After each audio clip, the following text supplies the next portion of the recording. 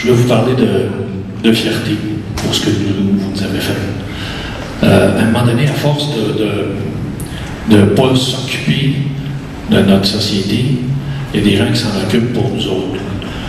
Je suis habitué, moi, comme artiste subventionné, à avoir plus jeune confié la défense de mes intérêts comme ça à des gens que je ne surveillais pas. Et généralement, ils s'occupent beaucoup de tes intérêts, mais ils les gardent, Chris. Ce qui est exactement ce qui s'est passé dans notre société.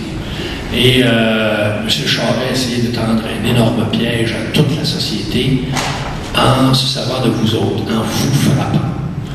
On a vu beaucoup dans les médias parler de violence, montrer une coupe de vitres cassées.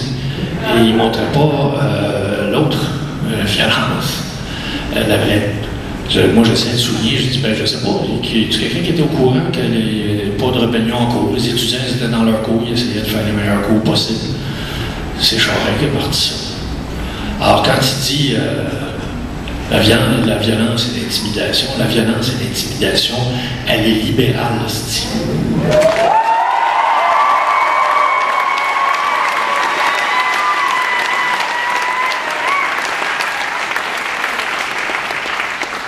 Et il voulait se servir de vous pour mettre tout le monde au pas. C'était son plan de campagne, parce qu'il prenait quelque chose. Il ne pouvait pas partir sur le thème de la corruption. C'était un peu difficile pour lui, ça. Alors, s'il prenait quelque chose pour détourner, c'était planifié de longue date. Ça, c'est des stratégies électorales avec tout ce que ça comporte de dégoûtant, d'écœurant, puis de mauvais exemples à donner à tout le monde dans notre société. Puis d'oser appeler ça une démocratie, après ça, c'est vraiment de la merde. Alors,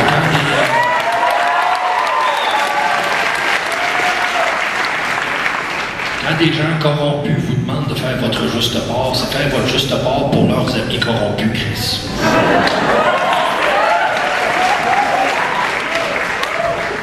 Et contrairement à ce qu'ils voulaient que ça se passe, vous avez fait l'inverse. Vous avez soulevé tout le monde. Vous avez réveillé du monde qui était apathique. Vous avez fait peur à d'autres. Il y en a d'autres qui ont plus facilement peur.